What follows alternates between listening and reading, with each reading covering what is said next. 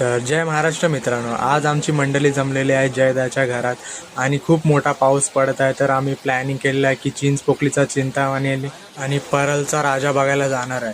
तर आम्ही डिस्कशन करून ठरवलं की जाऊ.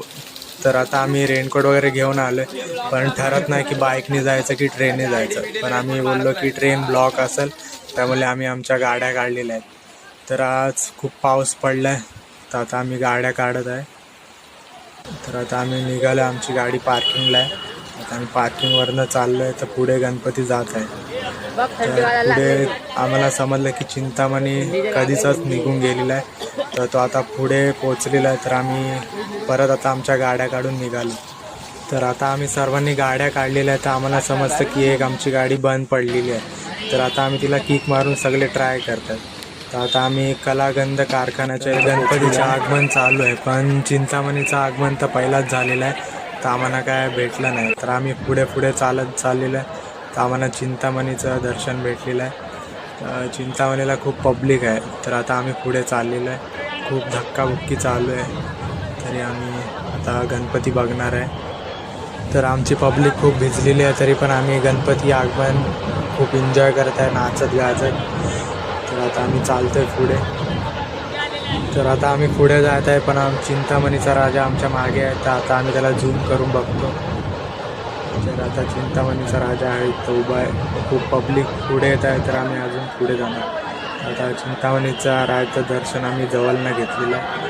तर खूप धक्काबुक्की चाललेली आहे.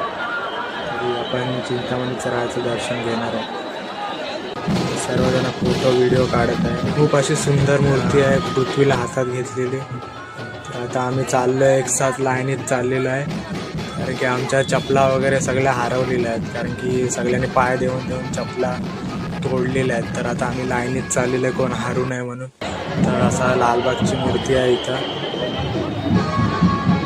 तर आता आम्ही पुढे जातो. अजून 3-4 गणपती आहेत पुढे. तर खूप पब्लिक जल्लोष करत आहे.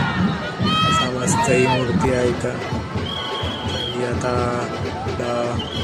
क्रॅब्सवर बसलेली मूर्ती आहे, खूप सुंदर अशी मूर्ती आहे. रथवर बसलेला राजा आहे.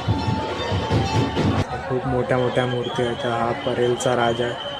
परेलच्या राजाला खूप असं पब्लिक होती, खूप धक्काबुक्की चाललेली, तरी पण कोणाची भांडणं नाही झाली. तरी एक साथ सगळे गणपतीचं दर्शन घेत होते. तर अशी सुंदर मूर्ती आहे, राम अवतारमध्ये आहे. असं मस्त लुक आहे मूर्तीचा आणि खूप मजा येत आहे बघायला. असा मस्त ढोल ताशा बँजो वाजत आहे, खूप मस्त वाटतं आहे.